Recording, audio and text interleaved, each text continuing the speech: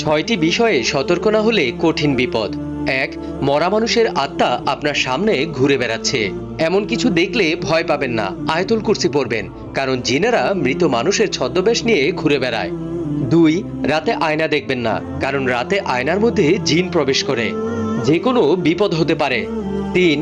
যদি রাতে আপনি মিষ্টি জাতীয় কোনো কিছু খান, পিঠা অথবা মিষ্টি, তাহলে বিড়াল অথবা সাপ যদি আপনার সামনে পড়ে তাদেরকে কিছু একটা অংশ দিন, কারণ জিন বিড়াল এবং সাপের রূপ ধারণ করতে পারে। নাম্বার ৪.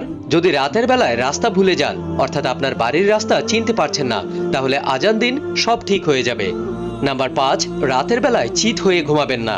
এক প্রকার ভুয়া জিন রাতের বেলায় চিত হয়ে শুয়ে থাকা ব্যক্তিকে চেপে ধরে।